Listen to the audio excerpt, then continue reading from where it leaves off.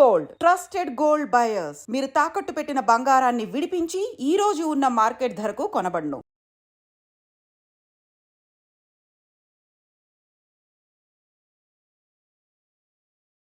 అలాగే మొన్న ఒక టీవీ షోలో మీరు చూశాను, వేణుస్వామి గారిది. అసలు యాక్చువల్లీ ఆ ఫోటోకి సంబంధించి ఎలా గుర్తించారు మీరు? అది నేను విజయవాడకి ఒక మిత్రుడి పెళ్ళికి వెళ్ళాను. మిత్రుడంటే నాకు ఇంటర్నెట్లో పరిచయం. ఆయన నీ భావాలు నా లైఫ్ని మార్చినాయి అని నాకు మెసేజ్ పెట్టడం. కుమార్ సాయి గారు ఆయన మీరు రావాలండి, తప్పకుండా రావాలి అని కోరితే నేను జస్ట్ ఆ 3 గంటలకే వెళ్ళాను పెళ్ళికి. బస్సు ఎక్కాను, పెళ్ళిలో అటెండ్ అయ్యి మళ్ళీ బస్సు ఎక్కి వచ్చేసాను. అక్కడికి వెళ్ళినప్పుడు కళ్యాణ్ గుత్తికొండ అని ఆయన, నేను ఈ సమాచారం నా దగ్గర ఉంది, నేను కనుక్కున్నాను అని తీసుకొచ్చి ఇచ్చారు. నాకు తెలియదు ఆ సమాచారం. ఓకే. సో కళ్యాణ్ గుత్తికొండ గారు ఇన్వెస్టిగేట్ చేశారు. ఆయనే చెప్పాలి, కానీ నాకు అర్థమైంది ఏంటంటే ఆయన ఎక్స్ప్లెయిన్ చేయమంటే ఫోటోషాపింగ్ కూడా తెలివిగా చేయాలి. ఇప్పుడు ప్రైమ్ మినిస్టర్ గారు వెనక బ్యాక్గ్రౌండు, పక్కనున్న వ్యక్తి బ్యాక్గ్రౌండ్ మ్యాచ్ కావట్లేదని నేను చూశానండి. అయినా ప్రధానమంత్రి గారిని కలవాలని అంటే ఎంతో కష్టం కదా, ఎంతో కష్టం కదా, ఎలా కలిసి ఉంటాడు ఈయన అని నేను ఆలోచిస్తే, వీళ్ళంతా ఐటీ ఎక్స్పర్ట్స్ కదా, వీళ్ళు గూగుల్ ట్రేస్ చేసి ఒరిజినల్ ఫోటో ఏంటి అంటే అస్సాంలో ఒక రాజకీయ నాయకుడు ప్రధానమంత్రి గారికి పుష్పగుచ్చం ఇస్తున్నారు. అస్సాంలో వారి స్కిన్ టోను మన తెలుగు వారి స్కిన్ టోన్లో బిగ్ డిఫరెన్స్ ఉంటుంది. ఆ స్కిన్ టోన్ అడ్జస్ట్ చేయలా. అంటే ఈ ట్రాన్స్ప్లాంటేషన్ ఏదైతే జరిగిందో అది కరెక్ట్గా జరగల. రంగుల డిఫరెన్స్, బ్యాక్గ్రౌండ్ ఇది. అతనికి ఇంకా కొంచెం ఆలోచించి I was impressed by Kalyan గారు. ఎందుకంటే నేను ఇది పబ్లిక్ చేసే ముందో లేకపోతే as part of his investigation నేను ప్రైమ్ మినిస్టర్ గారి ఆఫీస్కి కూడా లెటర్ రాశానని అవి చూపించారన్నమాట. అన్ని ఏరియాస్ కవర్ చేసుకుంటూ ఈ మీటింగ్ జరిగిందా, అయితే ఎప్పుడు జరిగింది, ఈ ఫోటో ఇట్లాంటివన్నీ అడిగినట్టు. గవర్నమెంట్ నుంచి ప్రైమ్ మినిస్టర్స్ ఆఫీస్ అంటే ఆఫీస్లో కలిచారా అన్నది కాదు ప్రశ్న, వీళ్ళిద్దరూ కలిచారా అండ్ ఈ ఫోటో అథెంటిక్. ప్రోటోకాల్ ఉంటుంది పక్కాగా ముందే, ఇన్ అడ్వాన్స్ లో వాళ్ళకని ప్లానింగ్ ఉంటుంది, ఇట్ ఈస్ రికార్డెడ్ ఉంటుంది, అండ్ ఇంపార్టెంట్ మీటింగ్స్ యొక్క మినిట్స్ కూడా ఉంటాయి. సో అది నిజం కాదు అని వాళ్ళు రెస్పాన్స్ ఇచ్చారు. అది కూడా చూపించారు ఆయన. అయ్యో ఇది తప్పు కదా, ప్రధానమంత్రి గారి ఫోటో వాడుకోవటం తప్పు కదా అన్న ఫీలింగ్ నాకుంది. ప్రజలు మోసం చేయడమే కదా. తమాషా ఏంటంటే మహా టీవీలో వచ్చిన ప్రోగ్రాము జ్యోతిష్యులు చేస్తున్న తప్పులని ఎండగట్టడానికి పిలిచారంట ఆయన్ని. ఎందుకు అనంటే ఈయన జ్యోతిష్యులందరినీ ఛాలెంజ్ చేయటం, నీకు ఆ దమ్ముందా, నాకులాగా నువ్వు చెప్పగలవా, నాది 98% కరెక్ట్, మీరెవరన్నా ఉన్నారా నాకు సరితూగటానికి అంటూ ఈయన ఛాలెంజ్ మీద ఛాలెంజ్ విసిరారని, కొందరు జ్యోతిష్యులు చెప్పలేని నేను చెప్తానని, అసలు ఆ జాతక చక్రం, డేట్ ఆఫ్ టైం, అవేవో date and time of birth కానీ ఇవి లేకుండా కూడా నేను జ్యోతిష్యం చెప్పగలనని ఈయన అంటున్నారు. సో ఈయనతోనే ఈ జ్యోతిష్యుల గురించి మాట్లాడించాలి అనుకున్నారంట. వచ్చింది అది కాన్సెప్ట్, యాక్చువల్లీ ఆయన వచ్చిన విషయం అది. ఇది అయ్యో నా దగ్గరేమో ఈయనేదో చేసిన సమాచారం ఉంది, ఈయన వేరే వాళ్ళ గురించి మాట్లాడుతూ ఉన్నారు అనేటప్పటికీ I said let us give this information forcefully to them అని నేను అనుకున్నాను. ఎంఎన్ రాయ్ గారు చెప్పారు కదా, మనము అబద్ధాల వేటగాళ్ళం అని, లై హంటర్స్ అని. మరి ఇంత అబద్ధము ఇంత ధైర్యంగా చెప్తూ ఉంటే ఎలా టాలరేట్ చేయాలి, మనం ఇది కాదు అని చెప్పాలి కదా. సో నేను ఛానల్కి వెళ్ళాను. Then I was given an opportunity to speak. ఇదంతా కూడా ఆల్రెడీ కళ్యాణ్ గుత్తికొండ గారు నాతో మాట్లాడినప్పుడు అసలు ఈయన క్లెయిమ్ చేసినవేంటి, ఏం జరిగినాయి అని చూస్తూ ఉంటే ముఖ్యమంత్రి కేసీఆర్ గారికి రాజయోగం లేదని ఆయన చెప్పారు. ఆయన ముఖ్యమంత్రి అయ్యారు. అయ్యారు కదా, అవును కదా. పవన్ కళ్యాణ్ గారు 2017లో సినిమాలను వదిలేసి రాజకీయంలో ఉంటారు అన్నారు. అజ్ఞాతవాసి వచ్చింది కదా. చిరంజీవి గారు 150వ సినిమా ఫ్లాప్ అని అన్నాడు, బాగా నడిచింది కదా. మహేష్ బాబు గారి సినిమా బ్రహ్మోత్సవం ఏదో అట్లా, దాని గురించి ప్రెడిక్షన్ చెప్పారు, బోర్లా పడ్డాడు కదా ఆ ప్రెడిక్షన్లో. అంటే ఈయన ఏది కరెక్ట్గా చెప్పాడు, మరి ఇన్ని తప్పులు కనిపిస్తున్నాయి కదా అని అనలైజ్ చేశాను.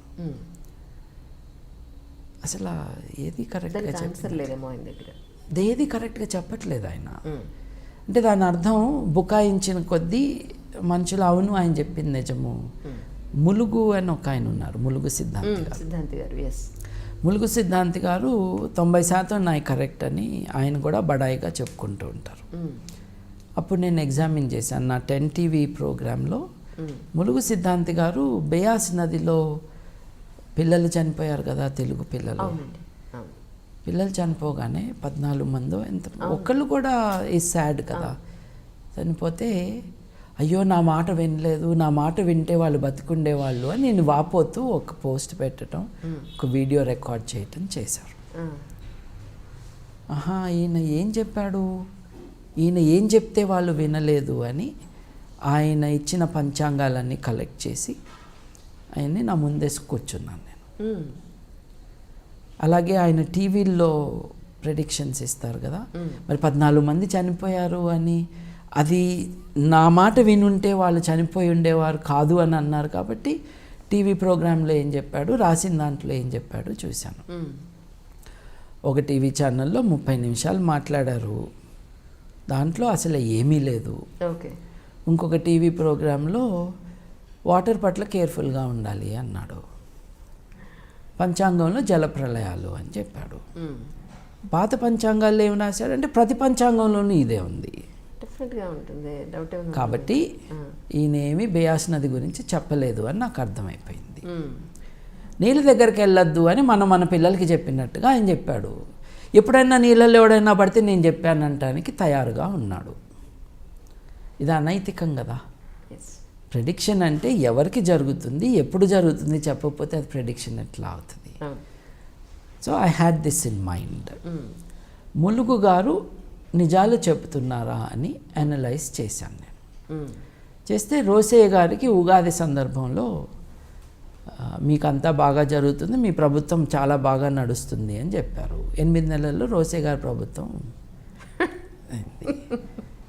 తెలంగాణ వస్తుంది అని, తెలంగాణ రాకముందు 10 ఏళ్ల నుంచి ఆయన చెప్పటం. ఇప్పుడు చచ్చేదాకా నువ్వు చచ్చిపోతావంటే చచ్చిపోయిన రోజు నిజమే అవుతుంది ఎవరిదైనా. ఎగ్జాక్ట్లీ, అది ప్రెడిక్షన్ కాదు కదా. ఈ విషయంలో పాజిటివ్గా తెలంగాణ వస్తుంది వస్తుంది వస్తుంది అంటే ఒకరోజు వస్తుంది, ఆ రోజు నేను చెప్పానంటే ఎట్లా? నీ పంచాంగం సంవత్సరం కోసమేగా. నువ్వు 2004లో పంచాంగం చెప్తే, దాని నుంచి ఫ్యూచర్ చెప్తే 2005కి అది అయిపోయింది, ఎక్స్పైరీ డేట్ అయిపోయింది, నెక్స్ట్ పంచాంగం. సో నువ్వు చెప్పేది 12 నెలల్లో జరుగుతుందో లేదో చెప్పాలి. సో ఆ సంవత్సరం రాలేదు, వచ్చే సంవత్సరం రాలేదు, అట్లా 9 సంవత్సరాలు రాలేదుగా. ఇప్పుడు రాయేసి కొడతా ఉంటే ఎప్పుడో తగిలింది నేను చెప్పాను అంటే కుదరదు. ఇక్కడ నాకు కోపం వచ్చింది ఏమిటి అని అంటే, 14 మంది చనిపోయారే, వారి చావును కూడా ఆయన వాడుకున్నాడు అని నాకు కోపం, తన వ్యాపారం కోసం. గబగబా కొత్త వీడియో రికార్డ్ చేసి, మనుషులు చనిపోయినాక వీడియో రికార్డ్ చేసి, నా మాట వినుంటే బాగుండేది అని ఆయన చెప్పాడు. వీళ్ళకి టెక్నాలజీ తెలియదుగా, ఎప్పుడు ఏ వీడియో లోడ్ చేశారో మనకు తెలుస్తుంది కదా. సో నేను ఎక్స్పోజ్ చేశాను. అట్లాగే ఈయన కూడా ఈవెంట్ అయినాక నేను చెప్పాను అని. అది ఎవరైనా కనుక్కోవాలి. దిల్ రాజు గారి ఇంట్లో విషాదం జరిగి ఆయన వైఫ్ చనిపోయారంట. ఆవిడ చనిపోకముందే 2 రోజుల ముందు నేను చెప్పాను అని ఈయన అన్నారు. దిల్ రాజు గారు ఎలా ఉంటారో కూడా నాకు తెలీదు. నేను చెప్పాను కదా, సినిమాలతో నాకు కనెక్షన్ లేదు. వారిని కాంటాక్ట్ చేసి కనుక్కోవాలి. వారేమో, నేను న్యూస్ ఐటమ్స్ స్కాన్ చేస్తే ఏం తేలిందంటే, ఆవిడేమి లాంగ్ టర్మ్ హెల్త్ ఇష్యూస్తో లేరు. ఈయన కాన్ఫిడెంట్గానే అమెరికా వెళ్ళి అక్కడ దిగంగానే మరణం జరిగిందని తెలుసుకుని పాపం తిరిగి వచ్చారు. It's a sad thing. She died young also, if I have understood it right. It's a terrible shocking thing. నా క్వశ్చన్ ఏంటంటే, ఆవిడ చనిపోకముందు 2 రోజుల ముందు నేనే చెప్పేశాను అని అంటే ఎవరికి చెప్పావు? కరెక్ట్. ఆవిడకి చెప్పావా, దిల్ రాజు గారికి చెప్పావా? చెప్పి ఉంటే ఆయన స్టిల్ కాన్ఫిడెంట్గా అమెరికా వెళ్ళుండేవాళ్ళ నిన్ను నమ్మితే. ఆబ్వియస్లీ. ప్రాబబ్లీ చెప్పుండరు. ఎవరికి చెప్పావు? మీ ఇంట్లో చిల్లక్కి చెప్పావా? ఎవరికి చెప్పానన్నారండి ఆయన? మీరు ఇలా నేను అడగలేదు. ఓకే. అంటే దిల్ రాజు గారిని అడగాలిగా ఫస్ట్ నేను క్వశ్చన్. ఆయన ఎవరో నాకు తెలీదు. I would like to ask him this question. 2 రోజుల ముందు మీ జీవిత భాగస్వామి చనిపోతారని తెలిసి కూడా ఏం జరిగినా మీరు అమెరికా వెళ్ళుంటారా? నాకు ఇది నమ్మశక్యంగా లేదు. ఏం జరిగిందండి చెప్పండి అని అడగాలని ఉంది నాకు. సింపుల్గా, అంటే చాలా ఇబ్బందికరమైన ప్రశ్న కూడా కాబట్టి ఒక అపరిచితుడిని నేను ఇలా అడగటం కష్టం కాబట్టి నేను I didn't make that enquiry. I would think 2 రోజుల్లో నీ జీవిత భాగస్వామి చనిపోతుందని ఎవరైనా చెప్తే I would be worried if I believed in astrology. వారి నమ్మకాలు ఏంటో నాకు తెలియదు. If he believed in astrology he would take it seriously and not go to America. So ఈయన దిల్ రాజు గారికి అయితే చెప్పుండరని నా లాజికల్ కన్క్లూషన్. సో అన్ని అనుమానాలే వస్తున్నాయి. కొన్ని వీడియోలు చెక్ చేస్తే ఉదయ్ భాను అనే ఒక యాంకర్ గారు ఆవిడకి కవలలు పుడతారు అని పుట్టినాక ప్రెడిక్ట్ చేశారంటే ఈయన. పుట్టిన తర్వాత ఎవరైనా చెప్తారు కదా. అదే అంటే అట్లాగే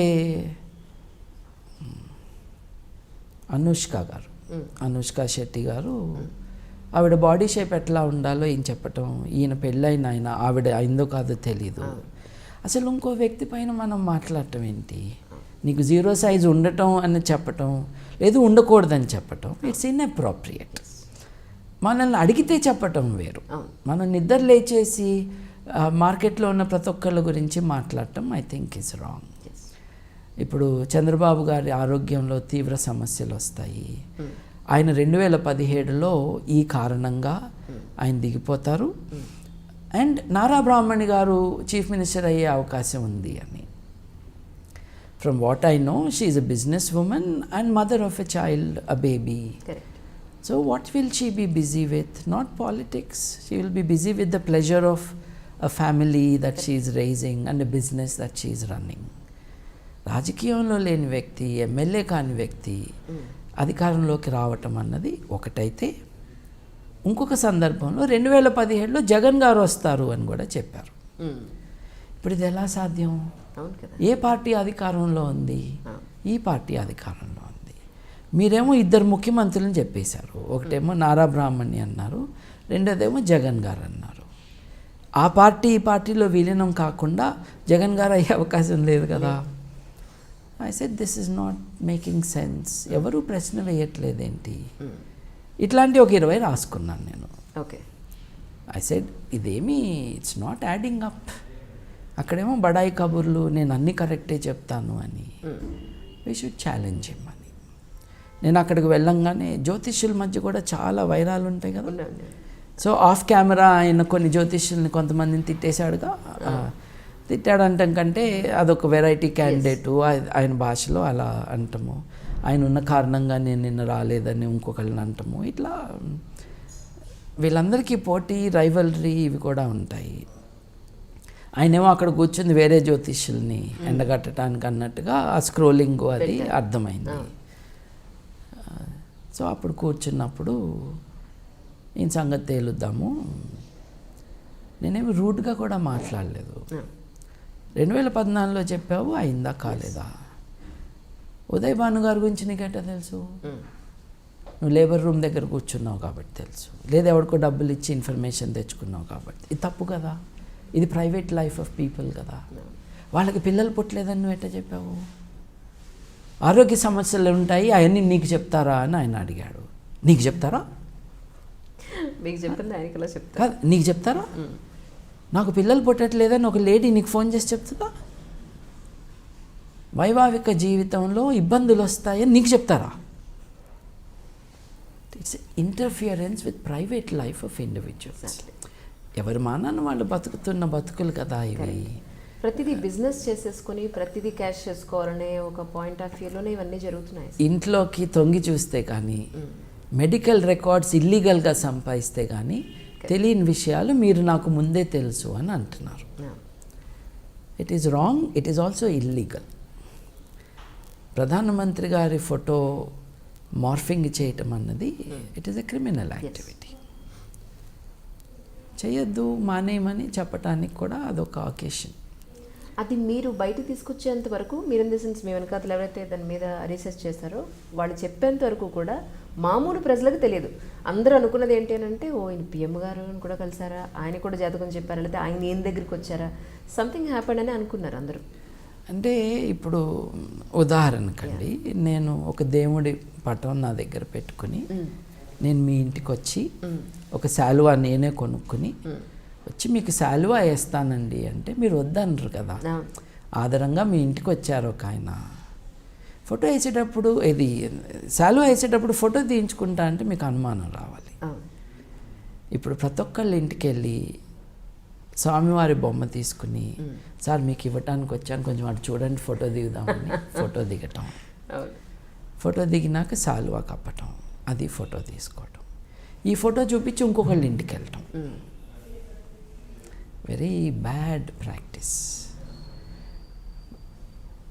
పొద్దున్న దుకాణం తెరిచినప్పుడు షాపులకి ధూపం వేయటానికి వస్తారు కొంతమంది. ధూపం వేస్తే మీరు థ్యాంక్ యూ అనో 10 రూపాయలు ఇచ్చి పంపిస్తారు. ఆ ప్రాక్టీస్కి ఈ ప్రాక్టీస్కి తేడా ఉందండి. నేను మీ ఇంటికి వచ్చి మీకేదో ఇస్తాను అని ఫోటో తీసుకుని అది పబ్లిసిటీకి వాడుకోవడం. It's a business practice which is wrong based on claims which are false. It is an approach which violates human rights and it is against the spirit of the Indian Constitution.